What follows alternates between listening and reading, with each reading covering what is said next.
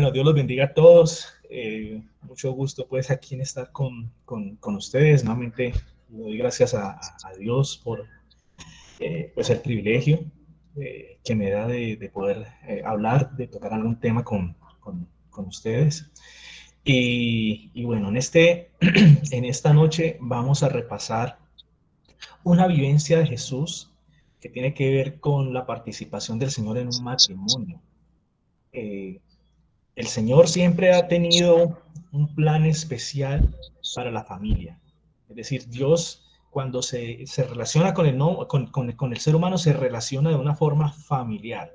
Se identifica o se presenta como ante nosotros como Dios el Padre y nosotros pues como los hijos. Del mismo modo, en la relación que nosotros, que tú y yo como creyentes tenemos con el Señor, tenemos otra relación familiar. Tenemos, digamos, la relación con el Padre es una relación de padre a hijo. No es más que un modelo que el Señor está estableciendo para que entendamos cuál es la relación adecuada de cómo nos relacionamos con el Señor. Y del mismo modo, la relación que tenemos con Jesús dice que Él es el esposo y la iglesia, nosotros somos la esposa, dando a entender que hay una relación de amor y de profundo respeto entre el Señor y nosotros. Así que es Dios el que toma la iniciativa de utilizar el modelo familiar, mostrándonos que para Él la familia tiene un peso importante en sus planes y en todo lo que es el plan de salvación y el plan de relacionarse con el ser humano. Es un plan familiar. Es un Dios que nos considera como hijos y es un Dios que nos quiere dar un lugar especial en la creación. Hoy somos siervos del Señor, estamos al servicio en una obra, pero llegará un momento en que nos va a dar un lugar privilegiado en la creación donde nos va a presentar o nos va a tratar como si fuésemos una esposa, la cual Él cuida, ama y nadie podrá tocar. Entonces, antes de entrar en el detalle, en este pasaje de Juan 2, que es el versículo, el texto bíblico que vamos a estar repasando hoy, porque hay una cantidad de perlas maravillosas que el Señor quiere enseñarnos al día de hoy, pues vamos a repasar ese contexto. Entonces, vamos a leer Juan 2, capítulo 2, versículo 1. Dice, al día siguiente se celebró una boda en la aldea de Caná de Galilea. La madre de Jesús estaba presente y también fueron invitados a la fiesta Jesús y sus discípulos. Durante la celebración se acabó el vino, entonces la madre de Jesús dijo, se quedaron sin vino. Hagamos una pausa hasta ahí. Empecemos a revisar el contexto porque aquí es donde esto se pone interesante. Nuevamente vemos a Jesús interesado en los planes familiares. Él está asistiendo a una boda, es decir, esto no era cualquier celebración de las muchas que tenían los judíos, algunas celebraciones religiosas, otras de carácter social, otras de carácter religioso. Esta es una celebración de carácter familiar, es decir, es una boda. Va con su madre, haciendo, digamos, este paréntesis de las relaciones de Dios con familia. El Hijo de Dios que tenía que llegar a la tierra, él pudo haber llegado como un rey sin necesidad de nacer a través de una madre, sin necesidad de tener una familia. Él lo había podido hacer.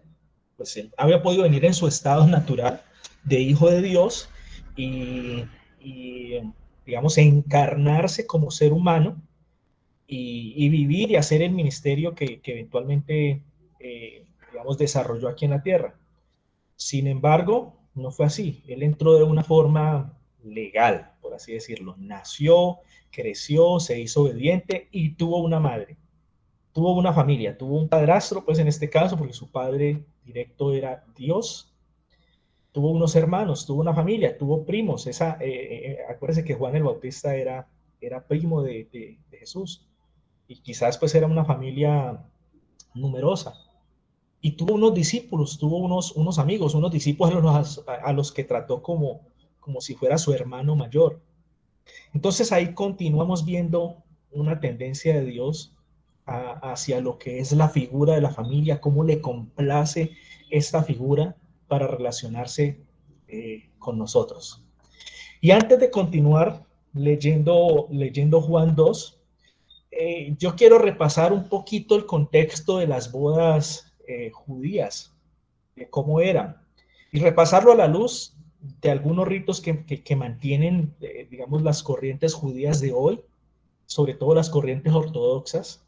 Ellos tienen, digamos, todo un ritual para los matrimonios y se basa mucho en el Talmud.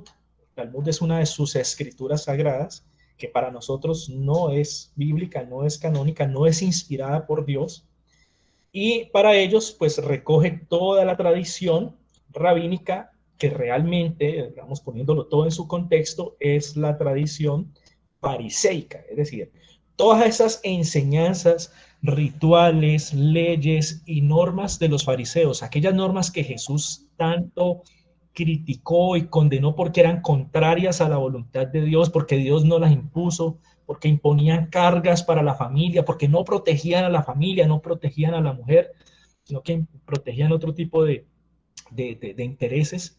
Jesús atacó bastante esa tradición. Y esa tradición, digamos que el fariseísmo al día de hoy se acabó, no hay una entidad judía o no hay una rama judía que diga somos los fariseos, no, esa, digamos, esa tradición se cayó con la caída del templo de Jerusalén, pero quedó lo que hoy conocemos o lo que conocen los judíos como el Talmud. Esa es la tradición escrita de toda esa tradición rabínica. Así que cuando los judíos de hoy establecen sus ritos ceremoniales del matrimonio basados en la Talmud, eso nos da un poquito de idea de lo que pasaba en ese entonces. Es posible y muy probable que, pues, que no sea exactamente igual, pero hoy quiero que veamos cierto simbolismo de las cosas, y esto nos va a ayudar a ubicarnos un poquito en el contexto cuando Jesús estaba en esa boda. ¿Por qué? Hay conceptos que a veces nosotros en nuestra mentalidad occidental entendemos de una forma. Entonces, para nosotros una boda es una reunión que citan el novio y la novia, están las familias, 6 de la tarde, a las 7 es el matrimonio, en la noche viene la fiesta, la comilona, y al otro día todo el mundo para su casa y los novios a la luna de miel. Para nosotros ese es el concepto. Para el judío no. Y la boda en la que Jesús estaba, en la que estaba participando, era algo completamente diferente. Una boda tenía una, digamos, una solemnidad ritual en la época que era, es decir, ya les voy a leer algunos fragmentos de lo que es una boda judía, pues, ortodoxa, para que vean todo el simbolismo, todo el ritual, todo el detalle, pues que ellos le ponen muchas cosas locas, inventadas, cosas que nada que ver, pero pues no dejan de ser todo un protocolo. El simbolismo de un matrimonio no era solamente que se casaba el hombre con la mujer, el novio con la novia, sino que tenía un simbolismo de santificación, donde venga, el hombre en su condición solitaria, pues, digamos, está incompleto, y cuando ya él se casa, pues de cierta forma recibe una bendición especial de Dios. Nuevamente, estoy haciendo un paréntesis de lo que es el matrimonio en la cultura judía, lo cual, digamos, era el contexto en el que estaba Jesús en Juan 2, que es lo que vamos ahora a repasar. ¿Qué más había dentro de ese contexto? No solamente representaba la unión del hombre y de la mujer, sino que literalmente representaba la unión de dos familias. Y era unión con, digamos, era una unión con una concepción profunda, no como nosotros decimos, ah, sí, las dos familias ahora están, digamos, emparentadas, pero no, ellos, era un concepto más allá. Es decir, no solamente que, digamos, las frases de cajón que hoy por hoy utilizamos, que decimos, ah, bueno, ahora la suegra tiene un hijo más, porque ahora tiene un yerno, y la mamá de la novia, pues tiene, la mamá del novio tiene una hija más. No, era, digamos, con una consideración como que, bueno, ahora la familia, los hermanos de la novia, pues son hermanos de la hermana del novio, así, digamos, es como si la familia se uniera en una sola por ese matrimonio. De ahí, digamos, la importancia también cuando se hacían matrimonios, por ejemplo, con pueblos y digamos, con culturas que no eran las judías. Por eso Dios les ordenó, mire, ustedes no se casen con gente que no sea judía, o sea, no se casen con parejas en yugo desigual, pues porque había una implicación de unión, es decir, yo asimilo a esta familia, yo asimilo sus costumbres, yo asimilo, y entonces por eso era que se daban que a veces en esos matrimonios, pues había que darle un pedacito de espacio a los dioses y a las costumbres paganas de cada uno, entonces por eso era que estaban prohibidos los matrimonios fuera del contexto judío. Ahora, entrando en el detalle de lo que pasaba, miren cuánta ceremonial, cuántas cosas. Les voy a leer por aquí un fragmento de algo que encontré. Dice, las bodas judías cuentan con, esto es un escrito de una página judía, donde explican un poquito el contexto y su simbolismo. Es un poquito extenso, pero yo voy a resumir, no se preocupen. Las bodas judías cuentan con ceremoniales, simbolismos y rituales ancestrales para bendecir, abro comillas, porque es esto de ellos, y santificar la unión de la pareja. Todo se cumple, si bien muchas se han ido modificando y evolucionando en el tiempo. Bueno, el matrimonio judío, Kedushim, que significa santificación, se realiza mediante dos ceremonias diferentes y sucesivas. La primera, Erusim, incluye bendiciones y la entrega del anillo a la novia en presencia de testigos. Para separar entre las dos ceremonias se lee el contrato matrimonial, Ketuvá. Seguidamente da comienzo a la segunda, Nisuin, que consiste básicamente en 7 bendiciones seguidas rompiendo la copa. Voy pasando, bueno. Según una antigua costumbre, la fecha de la boda debía fijarse siempre que sea posible dentro del ciclo lunar creciente, cuando la luna crece. Ello simboliza el deseo de incrementar la felicidad y la fortuna de la nueva pareja, así como crece la luna. Miren el simbolismo medio raro. Nada de eso es bíblico, pero eso es lo que ellos creen. La boda no se puede celebrar en Shabbat. Esto se debe, pues, esto es desde la puesta del sol del viernes hasta la puesta del sol del sábado, así como tampoco los días de fiestas religiosas, en la Pascua hebrea, ni durante las 3 semanas posteriores al verano. Talit, la novia y su familia debe regalarle al novio un talit. Ya, mire, este dato me pareció curioso. La novia o su familia debe regalarle al novio el talit, manto flecado que cubre y simboliza la protección contra las tentaciones sexuales externas y que usará en la ceremonia de matrimonio. Al igual que el anillo, simboliza, y ellos lo ponen entre comillas, una aura de protección y en este caso la protección que la novia le da al novio. Yo no creo que este pañito con flecos pues proteja al novio de las tentaciones sexuales, sin embargo eso es parte de ese ritual. Estaba también el ritual la halajá, que es 7 días sin verse. Digamos que esto sí estaba en una recopilación de diferentes normas judías, ellos no se podían ver, tenían un ayuno, el mikve, bueno, ceremonias previos a la boda, había la kabbalah panim, bueno, en fin, voy avanzando, quiero resaltar algunas cosas.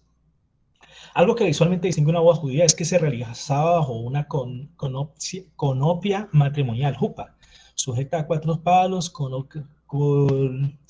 colocado generalmente al aire libre con una tela sostenida por amigos del novio. Bueno, esto simbolizaba las carpas de Abraham. Está el ritual de las 7 vueltas y bueno, llegamos al punto donde quería llegar. Beber el vino. Había un ritual con el vino. Entonces dice, los novios son invitados por el rabino al día de hoy, el fariseo en los tiempos de Jesús, en 2 momentos de la ceremonia a beber de la misma copa de vino. Este es un símbolo de unión y una muestra de determinación para compartir la futura eventualidades judías. La primera vez que ven la copa lo hacen como novios y la segunda vez ya lo hacen como marido y mujer. En nuestra cultura, cuando el pastor, el sacerdote, algo le dice, puede besar a la novia y ya se entiende que son esposos. En la cultura de ellos es con el vino. Es decir, la primera vez que bebían la copa eran novios, la segunda vez ya eran marido y mujer. Miren lo que dicen ellos acá. El vino es símbolo de regocijo en la tradición judía y está asociado al Kiddush, la oración de santificación recitada en Shabbat y en fiestas solemnes. El matrimonio llamado Kedushin es santificación del hombre y de la mujer. En fin, para ir terminando este contexto, bueno, las 7 bendiciones, dice, el rabino recita con una segunda copa de vino las 7 bendiciones que protegerán a los esposos y a su relación, quiebran una copa, como diciendo, venga, para que este matrimonio nunca se rompa, entonces quebramos, o sea, el sacrificio de la copa de vino, mejor dicho. Celebración. Bueno, entonces luego de que todo este ritual que está en presencia de rabinos en la época de Jesús, en presencia o en dirección de fariseos, se ha celebrado, ahí es que viene la celebración como tal. Y dice que dependiendo de la capacidad pues, económica de la familia, entonces las fiestas podrían ser de uno o varios días. Digamos que en el marco de todo esto, el vino tenía ese mismo significado. La comida debía ser kosher, o sea, aquí es como lo ponen ellos al día de hoy, kosher, es decir, que cumple la ley de Levíticos para poderse ofrecer. Y el vino, pues que ya se le sigue ofreciendo a los invitados, entonces digamos que tiene esa connotación de felicidad. Entonces, digamos que hay como la orden para los invitados es que debían llenar de felicidad pues a esa familia, a los novios. Entonces era realmente una festividad y era, digamos, no solamente ir a la fiesta, sino que tenía una connotación religiosa y era como una orden. Vea, usted va a ir a acompañar a los novios, usted está obligado como testigo de esa boda a poner todo de su parte para que esos novios estén felices, se sientan felices. Entonces había vino. Entonces no era solamente una fiesta donde yo iba a emborracharme porque sí, sino que tenía esa connotación como medio religiosa, como de ceremonial, como de ritual, y la orden de yo hacerle, como quien dice, o sea, interpretándolo en nuestro contexto de hoy, venga, este se va a meter en un lío con ese matrimonio, esos dos, entonces vamos a hacerle la vida feliz, como para que digan que todo está bien. Es una interpretación mía. Listo. Entonces, digamos que eso nos da un poquito el contexto de aquello a lo que fue invitado Jesús. Entonces resulta que por ahí, ahora en el texto que vamos a leer, van a aparecer unas tinajas de la purificación de los judíos. Esas tinajas aproximadamente le caben entre, digamos, a nuestras medidas entendibles por hoy, porque habla de 2 a 3 cántaros, es aproximadamente de 70 a 103 litros, o sea, eran unas tinajas grandes, y habían 6. Esas tinajas no era para, digamos, para yo sacar agua o para sumergirme en ella, como hay otros rituales judíos que implicaban pues que la gente se sumergía en ellas. No, estas tinajas tenían una connotación digamos, ceremonial. Acuérdense que ese matrimonio judío era visto como una ceremonia religiosa de alta solemnidad. Y de acuerdo a la tradición judía, entonces, todas las cosas, los accesorios, los utensilios con los que se servía la comida, con los que se servía el vino, todo debía ser ceremonialmente puro. Digamos que esa era una condición. Entonces, no es que esas tinajas representaran agua sucia donde la gente se lavaba las manos internamente, no. De ahí se sacaba agua para que las personas se lavaran las manos, no solamente pensando en una salubridad pues, de sus manos y quitarse el mugre, sino que ellos lo tenían más como una connotación de purificación, por así decirlo, espiritual. Así que esas tinajas tenían que ser ceremonialmente limpias. Esas tinajas, o sea, todos los ritos de purificación judíos hasta el día de hoy, ellos lo ponen como exigencia de que el agua tiene que ser viva. Esa es la palabra que usan. Y un agua viva es un agua que no es estancada. Es decir, ellos a qué le llaman agua viva? A un agua que se mueve. Entonces, el agua del mar cumple para ellos como ceremonial porque se mueve. El agua de un río cumple como ceremonial porque está circulando.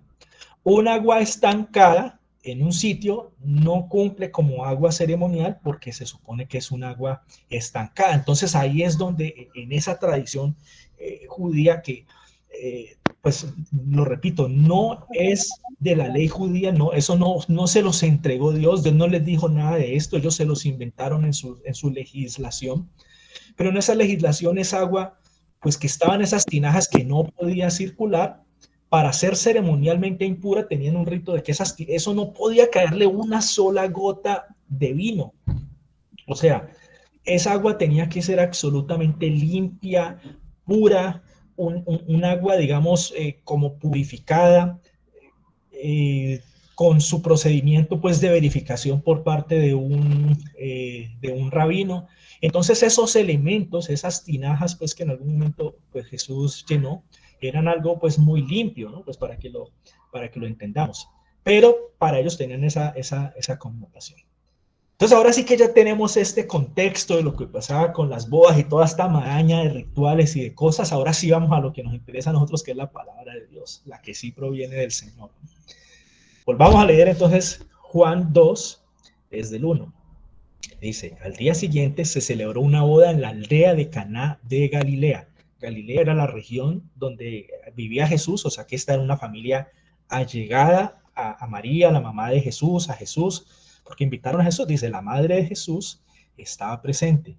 Y también fueron invitados a la fiesta Jesús y sus discípulos, es decir, las familias del novio y la novia conocían a Jesús y conocieron que tenía unos nuevos amigos con los que andaba pues por muchas partes. Entonces le invitaron a sus amigos también, venga Jesús, venga a la fiesta, venga con su madre y venga con sus amigos.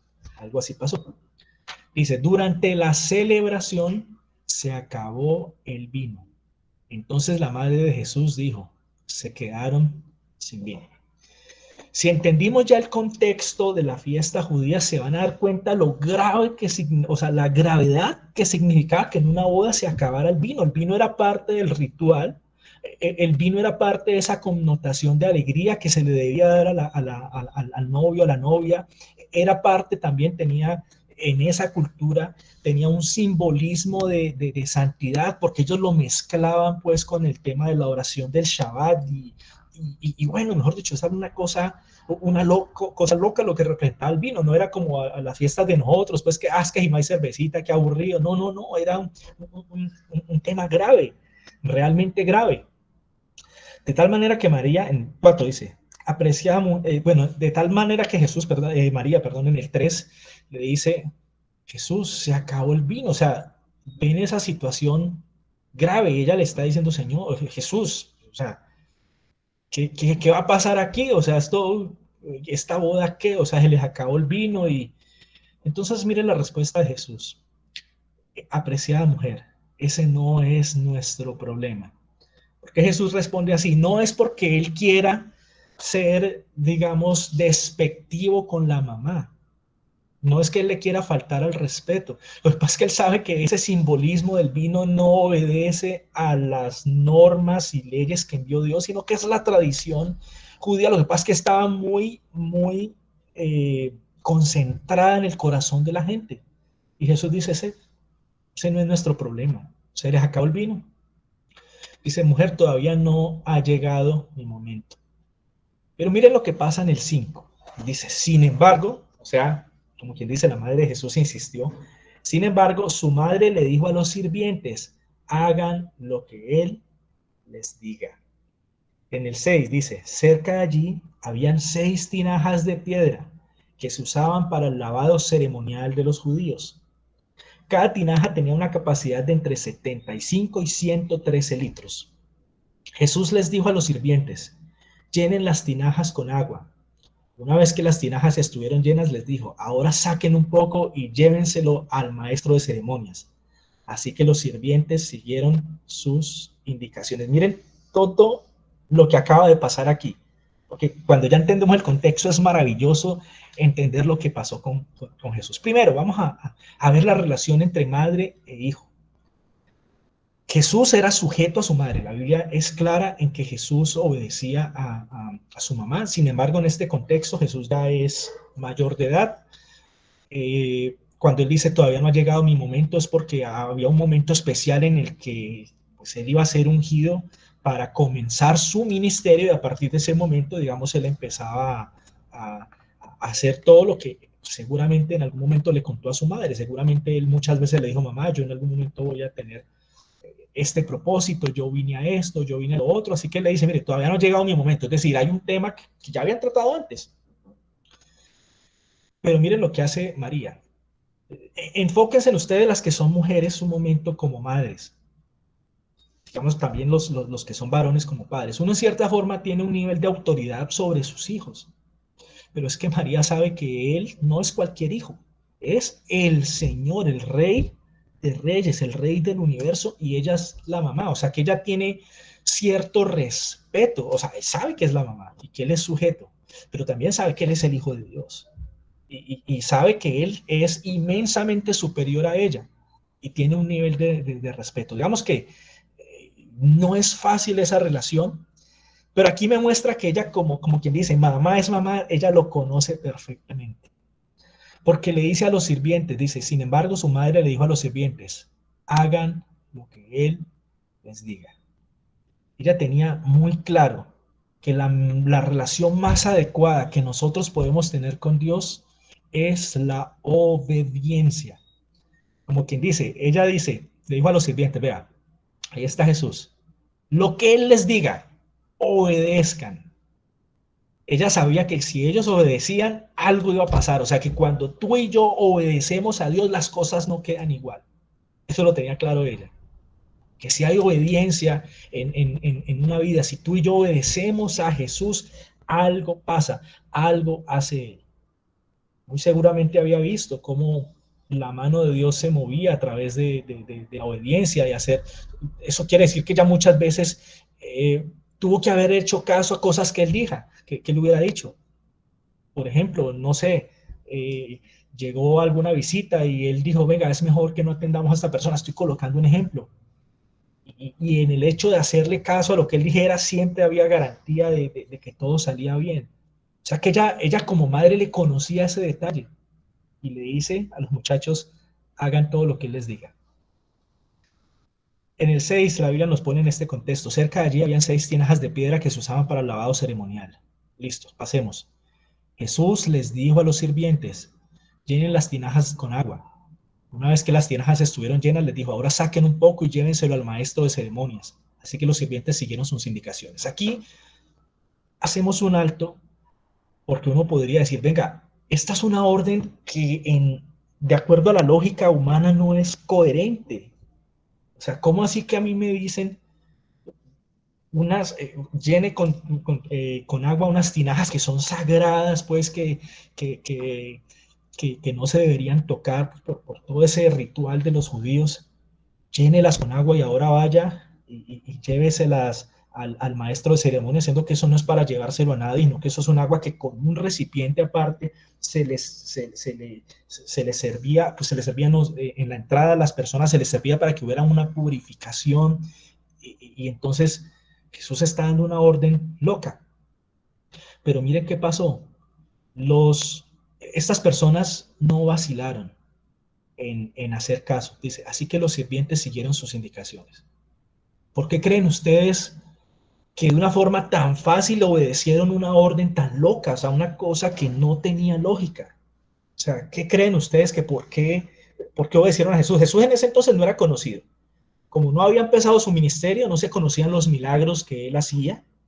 Nunca había hecho una prédica en público más que las intervenciones que tuvo cuando era niño. Pues acuérdense que cuando él era niño estuvo en el templo, habló con los maestros de la ley y hacía intervenciones de ese tipo, pero su ministerio no había arrancado a llamar al arrepentimiento a la gente. Por lo tanto, él no era conocido como el Señor.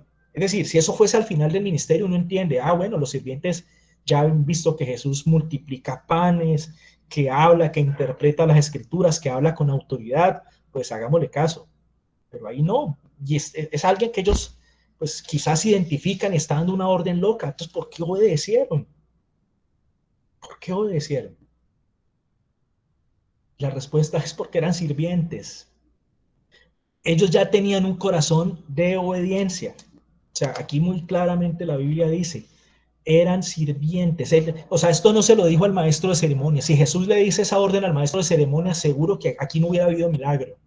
Si se lo dice al novio, aquí no pasa nada, no tendríamos razón de este milagro. Se lo dijo a un grupo de personas entrenadas, capacitadas para obedecer. Ellos no le dijeron por qué, no le dijeron esto qué significa, no, ellos eran siervos y los siervos ¿qué hacen? Sirven. ¿Cómo sirven? Obedeciendo. ¿Razonan? ¿Cuestionan? No. El siervo no, el siervo, ellos como siervos no cuestionaron nada. Así que cuando ellos van y hacen caso, entonces Jesús dice aquí hay que hacer algo. Primero había dicho, este no es mi tema. O sea, yo no tengo nada que ver con que a ellos se les acabó su vino y que no, qué pesar, pobrecitos, no van a poder completar sus ritos de purificación y sus ritos de felicidad y todo, pues yo no tengo nada que ver. Pero mire que aquí Jesús nos está mostrando que la obediencia mueve la compasión de Dios. La obediencia mueve el corazón de Dios. Dios ve una persona obediente y dice, yo tengo que actuar. Pero miren cómo actúa. No actúa como el ser humano quisiera.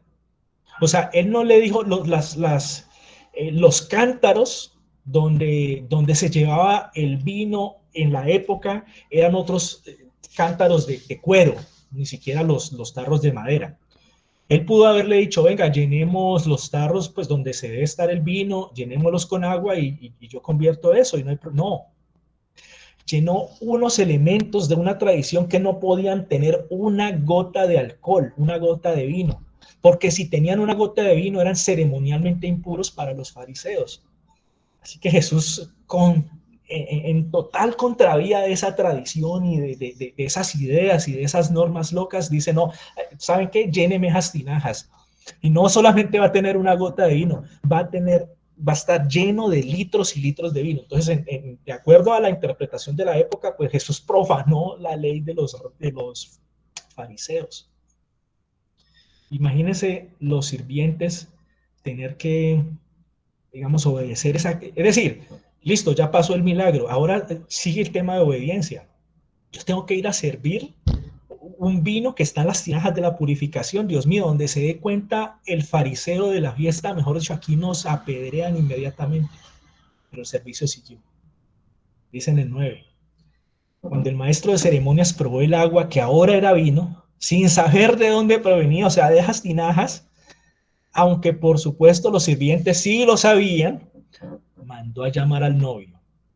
Dice en el 10, un anfitrión siempre sirve el mejor vino primero, le dijo. Y una vez que todos habían bebido bastante, comienza a ofrecer el vino más barato. Pero tú has guardado el mejor vino hasta ahora. Dice en el 11, esta señal milagrosa en Caná de Galilea marcó la primera vez que Jesús reveló su gloria y sus discípulos creyeron en él. En el 12, después de la boda, se fue unos días a Capernaum con su madre, sus hermanos y sus discípulos. Se fue en familia, un plan familiar. Entonces, miren lo maravilloso que es estudiar la palabra cuando entendemos el contexto y otros detalles de lo que está pasando, porque nos abre el panorama, vemos una cantidad de cosas chéveres y nos dejan enseñanzas para el día de hoy.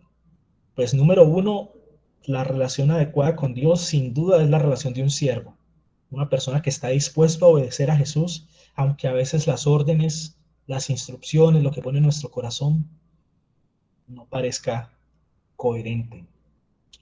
Hay ocasiones en que nosotros, como creyentes, cuestionamos las instrucciones de Dios. Por ejemplo, muchas veces he escuchado personas, bueno, no cristianos, pero sí amigos que tienen sus esposas, y decir, no, pero Dios, ¿cómo nos va a pedir que solo estemos con la esposa de nosotros toda la vida? O sea, es que uno se cansa, es que el hombre necesita variedad.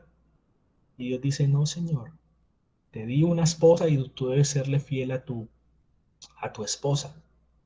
Si tú estás dispuesto a obedecer, yo soy capaz de tomar esa agua que puede representar la simpleza, de pronto la falta de sabor, el agua sin sabor. A veces nuestro matrimonio se puede sentir así, como algo que ya no tiene sabor, que es insípido. Pero Jesús dice, si tú estás dispuesto a obedecer, esa simpleza que tú percibes, yo puedo convertirla en un vino nuevo, en un vino tan especial que ni siquiera lo habías probado en el inicio de tu matrimonio. Y ese es un mensaje que creo que nosotros debemos asimilar con este mensaje, los que estamos casados. Cuando uno conoce a su parejita, pues está en esa época que los psicólogos llaman enamoramiento, y entonces están todas las hormonas que hacen que yo piense en esa persona y que me sienta feliz cuando escucho su voz, cuando la hablo, cuando hablamos. Y entonces llega el matrimonio y parte de esa química todavía se mantiene, pero después con el tiempo esa química va pasando. Y ya, digamos, empieza a consolidar una relación de amor que a veces ya no es tan emocional, pero que ya puede ser más madura, pero que muchos pueden interpretar como que se acabó la pasión o que se acabó el amor. Digamos, se puede tornar simple, entre comillas. Y aquí es cuando Jesús dice, venga, si ustedes caminan conmigo como pareja, si ustedes me obedecen, tanto la esposa como el esposo, yo puedo hacer que eso que ustedes sienten, esa agua simple que ustedes tengan, se convierta en un vino delicioso. Que ustedes digan, no, mi matrimonio es mejor ahora que cuando empezamos. En la lógica del ser humano, no, esto no se puede. Mire la lógica del maestro de ceremonias en la boda. No, es que el mejor vino se sirve es primerito. Eso es lo que hacemos todos, esa es la tradición, eso es lo que pasa en todos los matrimonios. Ustedes no dejaron, pues, ¿cómo así que dejan el mejor vino para después? Cuando la gente ya ha tomado bastante, ya, o sea, es que le está diciendo, ya la gente no va a distinguir que esto es un buen vino, ya la gente no se va a dar cuenta. Esto es como ilógico, o sea, ustedes no hicieron las cosas bien. Y Jesús está diciendo, no, así no es. No es con sus normas, con sus tradiciones religiosas. Sus tradiciones religiosas a mí me tienen sin cuidado, no me sirven, las detesto. Lo que ustedes realmente necesitan es obedecer a Dios, es amar a Dios. Y aprendan que Dios tiene un modelo familiar, un modelo de respeto. Dios tiene un profundo respeto por la figura familiar. Y a veces tú y yo, tú como esposa, tú como esposo, a veces le pierdes ese respeto a tu matrimonio, a tu familia, a tu relación con tus hijos. Dios, para Dios es un tema solemne y no necesita que haya todo un ritual especial. Si tú te casaste por lo civil y la bendición vino de un juez, de un notario, amén, Dios bendice ese matrimonio y es sagrado para él. Porque los rituales no los inventamos nosotros. O sea, no hay un pasaje en la Biblia que diga el matrimonio cristiano deberá ser de esta forma. La novia deberá caminar hacia el altar, luego el novio, el padre de la novia se la entrega al novio. No, eso no está. Esos son, digamos, rituales que nosotros nos hemos inventado y está bien, están ahí. Pero para Dios lo importante es que haya un compromiso, que haya un contrato. Esa parte sí la tenían clara los judíos. El matrimonio no es un sacramento, como, como de pronto aprendimos algunos cuando estábamos en la iglesia católica. Sacramento como el bautizo, como el hecho de convertirse al Señor. Entonces, como ellos dicen que es un sacramento, entonces no se puede deshacer, no. En la tradición judía y en el contexto cristiano, el matrimonio es un contrato donde yo estoy poniendo nada menos y nada más que a Dios de testigo, y donde yo me estoy comprometiendo no solamente delante de mi esposa y mi esposa delante de mí, sino que me estoy haciendo un compromiso de honrar, de respetar, de serle fiel a mi esposa delante de Dios. Es un contrato donde Dios está incluido. Es algo solemne. Pregunta para todos los que estamos aquí. ¿Hasta ahora ves tu matrimonio, tu relación con tu pareja como algo solemne? ¿O lo veías pues como una relación de necesidad? Como dice el humorista por ahí, ya eso es una relación de calor. Ya estamos juntos es como para que no nos haga tanto frío en la noche. O porque conviene, o porque pues por la sociedad pues toca mantener un perfil, pues, que somos cristianos y como que los cristianos, pues como cristianos, ¿cómo vamos a decir que nos separamos? Entonces, toca estar ahí juntos, cada uno en su cuartico. No, el matrimonio no es un tema aquí de apariencias, no, es una unión solemne que Dios apoya, que Dios respeta. Ten en cuenta lo siguiente: si tú no respetas a tu esposa, tú como varón, Dios va a hacer que la respetes. Si tú no, si tú no la defiendes, si tú no cumples tu papel, pues es posible que Dios la defienda de ti también. Entonces, Si tú como esposa no estás dispuesta a respetar a tu esposo, a darle el lugar que le corresponde de respeto, de amor, entonces tendrás que rendirle cuentas al Señor.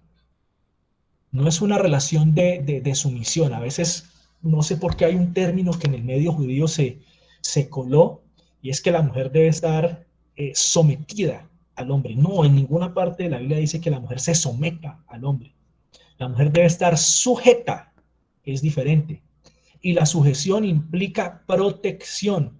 Es decir, yo me sujeto como sujetándome del brazo, como si estuviera en medio de una tormenta, de un viento. Entonces yo me sujeto de mi esposo para que él me proteja. Y claro, como él es el que me protege, él es el que lleva la responsabilidad de hacia dónde vamos, pues yo por amor le hago caso hacia dónde vamos. Es una relación de amor, no es una relación de imposición. La Biblia en ningún momento ha manifestado que la relación esposo-esposo sea como una relación de siervo-sierva. No, la esposa no es la sierva de su esposo. Claro, esto se puede confundir porque a veces, digamos, a mí me pasa, uno llega de trabajar todo el día trabajando, volteando, cansado, y uno quiere pues que su esposita le sirva la comidita y que le sirva su jugo.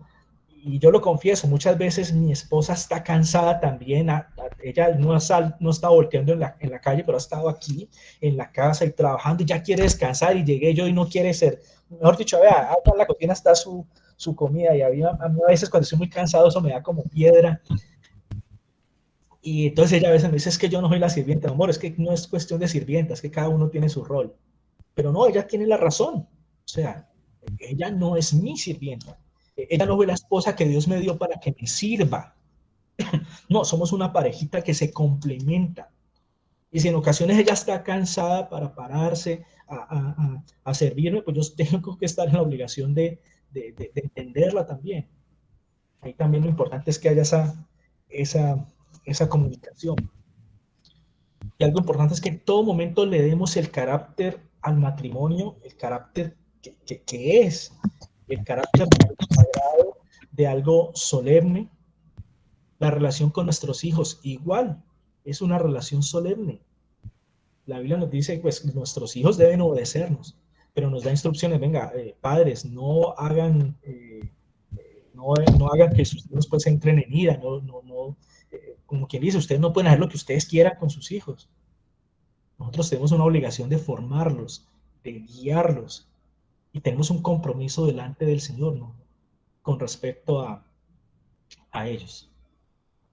Entonces, en resumen, esta, esta palabra que hemos visto el día de hoy, pues claro, nos muestra ese amor, esa fascinación que tiene el Señor por la figura de la familia, de tal manera que la ha expresado en eh, de muchas formas.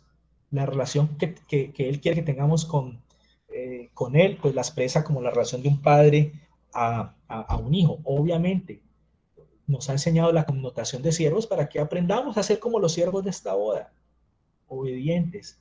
Porque cuando obedecemos a Dios, como ustedes entendieron en este tema de Juan, aunque Jesús no quería saber nada del vino y de sus ritos de purificación y de sus vainas locas, como hubo obediencia, como obedecieron, entonces el corazón del Señor se movió y algo hizo. ¿Qué está pasando en tu vida? ¿Qué está pasando en tu matrimonio? ¿Será que de pronto hay desobediencia hacia Dios? ¿De pronto hay un matrimonio, pero de pronto obedecer a Dios, agradar a Dios es la menor de las preocupaciones? Miren, ayer eh, estaba con muchas preocupaciones, tengo que decir la verdad, por un viaje que tengo que hacer y una cantidad de cosas que tengo que dejar listas acá, una cantidad de gastos y una cantidad de cosas, estaba con preocupaciones, y entonces me senté por la noche, pues después de venir a trabajar, me senté un rato a orar, y yo quería pues como ponerle a Dios todas las cosas para que me vaya bien y que haga una cantidad de cosas, y el Señor colocó en mi corazón una canción, la canción Gracias de Marcos Witt. Entonces, listo, puse esa cancioncita en el celular y la empecé a cantar. Entonces, digamos que me di cuenta de que, bueno, yo estaba pidiendo una cantidad de cosas y preocupado por otras, y venga, ¿por qué que no me preocupo por dar gracias? O sea, yo debería, en vez de estar preocupado por una cantidad de cosas y de conflictos y de cosas, pues, no, debería estar dándole gracias a Dios. Porque definitivamente tengo una familia que Él me regaló, tengo unos hijos que están sanos, tengo un techo donde estar. Y por ahí hay un pastor que me gusta mucho escucharlo, que se llama Pastor Sinal, y es de Argentina. Mi esposa estuvo capacitándose allá. Entonces puse una prédica a él que dice, que habla sobre las preocupaciones. Y hubo un detalle que se me quedó en la mente que los quiero compartir. Y es que mucha gente le preocupa el trabajo, le preocupa la salud, le preocupa una cantidad de cosas. Pero a nadie se le quita el sueño por agradar a Dios. O sea, nadie está preocupado por decirnos que yo me preocupo por tener una relación preciosa y maravillosa con Dios y por tener una intimidad con... Estoy preocupado porque pues hace tiempo que no tengo intimidad con Dios. No, nadie, ninguno de nosotros nos preocupamos por esas cosas. Así que cuando de repente nos enfocamos, ponemos nuestros ojos en Jesús, el autor y consumador de la fe, y nuestra preocupación es agradarlo, es acercarnos a Él, todo lo demás pierde importancia y pasa a un segundo plano. ¿Y por qué, digamos, traigo este ejemplo que aparentemente se sale del tema? Porque a veces así nos pasa con nuestro matrimonio. Decimos, no, estamos cansados, estoy cansado con la actitud de, de esta persona. Es decir, como que me canso esto, y a veces nos olvidamos de ser agradecidos con Dios, que el Señor nos haya permitido conocer y vivir el matrimonio que hemos vivido. No es lo mismo un matrimonio que no conoce a Dios, no es lo mismo un matrimonio que está alejado a tener una pareja que también busca al Señor, que también ama a Dios y que juntos caminan con el Señor. Ahora, si de casualidad tú te casaste y la pareja con la que te casaste pues no quiere saber absolutamente nada de Dios, o de pronto empezaron bien juntos pero uno de ellos se alejó y ahora tú estás como remando en esa parte espiritual sola, pues el Señor lo que nos dice es, listo, así como en esa boda a ellos se les acabó el vino, se les acabó la felicidad, se les acabaron las fuerzas. Si tú quieres que Dios renueve ese matrimonio, que Él intervenga milagrosamente para hacer cosas que se salen de la imaginación, de la mente del ser humano, entonces tú tienes que ser obediente.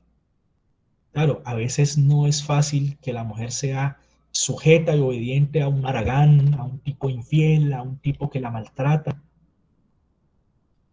aunque digamos que cuando ya el tema es en exceso, o sea, una mujer no tiene por qué aguantarse un maltrato y no tiene por qué seguir sometida de por vida a una persona, y ya pues, si esa es la situación, debe buscar ayuda, y en determinado momento el Señor dice, a paz nos llamó Dios, y el matrimonio es un contrato el cual Dios nos dio para bendecir, pero bueno, ese tema se nos puede profundizar más a detalle el pastor. Cuando, digamos, es recomendable que un matrimonio que es dañino, que es enfermo y que está acabando con mi vida y con mi vida espiritual, pues yo no debo insistir con ese tema. Pero por el contrario, si ambos están juntos, si todavía ambos creen en el Señor, caminan juntos, todavía, digamos, hay cosas rescatables, entonces enfoquen su mirada en el Señor. Más que preocuparse por las cosas alrededor de la pareja, preocúpense o preocupémonos, porque eso me incluye a mí también. Preocupémonos por agradar a Dios.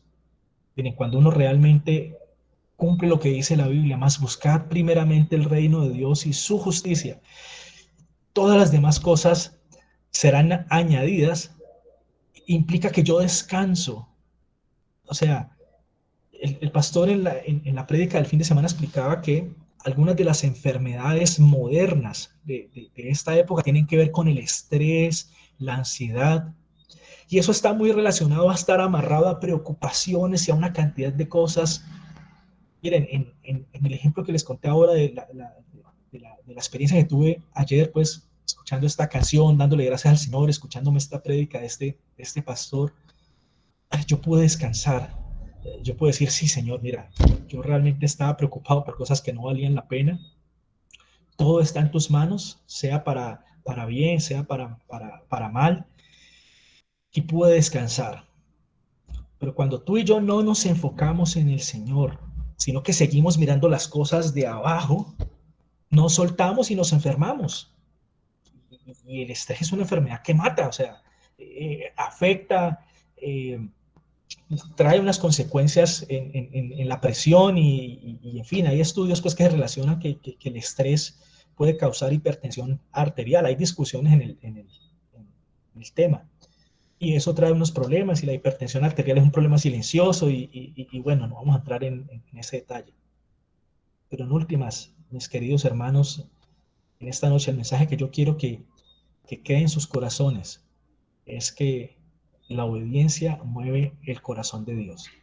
Y este es un principio que se aplica en todos los aspectos de nuestra vida, pero hoy la invitación especial es aplicarlo en nuestro matrimonio, en el respeto que Dios nos ha demandado como varones hacia nuestra esposa, en el respeto que Dios le demanda como esposa hacia su esposo, hacia sus hijos, y en esa relación que tú tienes ahí en tu familia, si tienes a tu esposo, si lo tienes vivo, si ya no tienes esposo, en esa relación que familiar que tú tienes en este momento, o sea, que el Señor te ha regalado en este momento, incluye al Señor. Dale un puesto de honor al Señor Jesús para amarlo, para respetarlo, para obedecerlo. Y seguro que eso cambia todo. Mis hermanos, Dios los bendiga. Ese es el tema. Los micrófonos quedan abiertos para que opinemos. Si alguien tiene algo que complementar, corregirme, mejor dicho, estamos abiertos. Dios los bendiga.